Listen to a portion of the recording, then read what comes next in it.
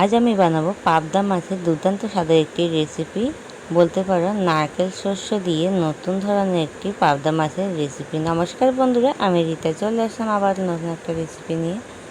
আজ আমি বানাবো অসম্ভব স্বাদের অসাধারণ একটি পাবদা মাছের রেসিপি। এটি একবার খেলে এর স্বাদ তোমরা কখনোই ভুলতে পারবে না। বাড়িতে কাউকে একবার বানিয়ে খাওয়ালে কিন্তু তুমি বড় মুশকিলে পড়ে যাবে, বারবার তোমাকে এই রেসিপিটি বানাবার জন্য বলবে। আমার চ্যানেলে যারা নতুন বন্ধু আছে প্লিজ চ্যানেলটি সাবস্ক্রাইব করে পাশে থেকে চলো রেসিপিটি শুরু করা যাক।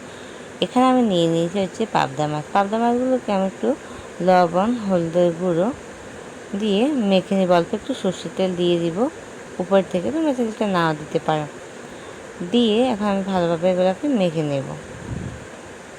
পাবদা মাছগুলোকে খুব ভালোভাবে দেখো আমি নুন হলুদের সাথে মেখে নিয়েছি। এখন আমি একটা কড়াই বসিয়ে দিচ্ছি। কড়াইটা যখন খুব ভালোভাবে গরম হয়ে যাবে তখন আমি এতে পরিমাণ মতো তেল দিয়ে দিব।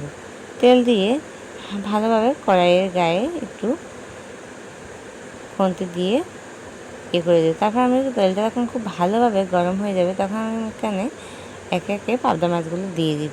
পাবদা মাছগুলো দিয়ে খুব ভালোভাবে এগুলোকে আমি ভেজে নেব। দেখো আমার একটা সাইড কিন্তু খুব ভালোভাবে হয়ে গেছে। এখন আমি অপর সাইডটাও দিয়ে দিব, দিয়ে খুব ভালোভাবে এগুলোকে ভেজে নেব। দেখো খুব সুন্দর একটা কালার চলে এসেছে। পাবদা মাছে যখন এরকম একটা কালার চলে আসবে তখন কিন্তু পাবদা মাছগুলো খুব ভালোভাবে ভেজে নেওয়া হয়ে গেছে। আর এখন আমি পরে আমি মাছগুলো নামিয়ে নেব। আবারও সেমভাবে বাকি মাছগুলো আমি দিয়ে দেব। সেমভাবে আমি বাকি যে মাছগুলো ছিল ওগুলো কিন্তু দিয়ে দিচ্ছি। দিয়ে আবার একইভাবে মাছগুলোকে ভেজে নিয়ে এখন আমি নামিয়ে নেব।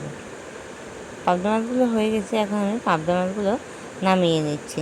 তোমরা এখানে যেরকম কম বেশি দিতে পারো। আমি এখানে 6 পিস পাবদা মাছ নিয়েছি, তোমাদের যতটুকু লাগবে ওরকম অনুযায়ী কিন্তু নিয়ে নেবে। দেখো ওই তেলের মধ্যে আমি দিয়ে দিচ্ছি হচ্ছে অল্প পরিমাণে একটু কালো জিরে, আর দিয়েছি একটা টমেটো আমি আগে থেকে পেস্ট করে রেখেছিলাম। টমেটোটার সাথে দিয়েছি এখানে 2-3টে কাঁচা লঙ্কা দিয়ে খুব ভালোভাবে এটাকে একটু কষিয়ে নেব, যেন টমেটোর মধ্যে যে কাঁচা ফ্লেভারটা আছে ওটা যেন চলে যায়। তাই আমি 2 মিনিটের মতো এটাকে খুব ভালোভাবে কষিয়ে নেওয়ার পর এখানে আমি দিয়ে দেবো হচ্ছে জিরে গুঁড়ো আধা চা চামচের চাইতেও কম, আর দিয়ে দিচ্ছি লঙ্কা গুঁড়ো আধা চা চামচ, হলুদ গুঁড়ো আধা চা চামচের চাইতেও কম দিয়েছি, লবণ দিয়েছি আধা চা চামচের চাইতেও কম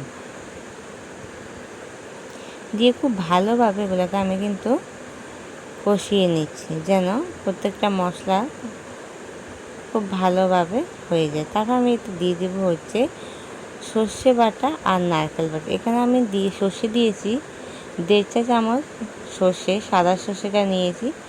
তারপর দিয়ে দিয়েছি নারকেল, অল্প পরিমাণে একটু নারকেল দিয়ে খুব ভালোভাবে দুটোকে আমি বেটে নিয়েছি, দিয়ে তারপর এখানে দিয়ে দিয়েছি। খুব ভালোভাবে এটাকে এখন আমি কষিয়ে নেব।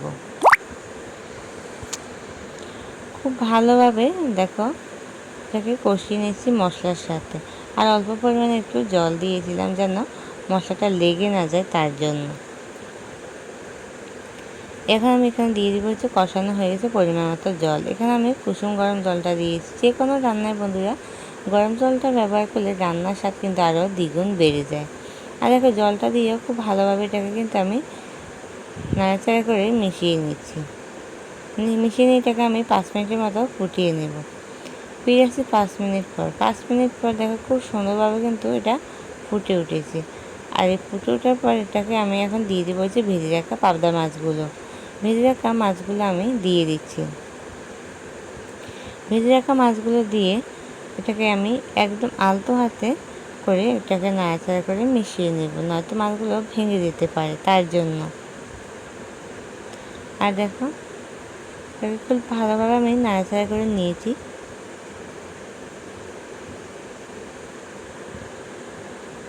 আর রান্নাটা বন্ধু আমার কিন্তু কমপ্লিট হয়ে এসেছে। আর দেখতেই পাচ্ছ দারুণ একটা কালার চলে এসেছে। এটি খেতেও বন্ধুরা দুর্দান্ত হয়েছে, তোমরা না খেলে কিন্তু বুঝতে পারবে না। একদম শেষে আমি অল্প একটু ধনেপাতা দিয়ে দিয়েছি। উপর থেকে ধনেপাতাটা দিয়েও হালকা একটু নাড়াচাড়া করে আমি এটা নামিয়ে নেব। আমার রান্নাটা কিন্তু একদম পুরোপুরি কমপ্লিট হয়ে গেছে। অবশ্যই তোমরা বন্ধুরা একবার হলেও বাড়িতে এভাবে ট্রাই করে দেখবো। আশা করি তোমাদের খুবই ভালো লাগবে। সকল বন্ধুকে অসংখ্য ধন্যবাদ ধৈর্য ধরে এতটা সময় আমার সাথে থাকার জন্য, সম্পূর্ণ ভিডিওটা দেখার জন্য। দেখা হবে তোমাদের সাথে আবার নতুন একটা রেসিপিতে, নতুন একটা ভিডিওতে। ততক্ষণ সবাই ভালো থাকবে, সুস্থ থাকবে, সাবধানে থাকবে আর নিজের খেয়াল রাখবে। আমার ভিডিও তোমাদের বেশি ভালো লাগে থাকলে অবশ্যই প্রিয়জনদের সাথে শেয়ার করে দিবে আর একটা হাইপ করে দিবে। সকল বন্ধুকে অসংখ্য ধন্যবাদ।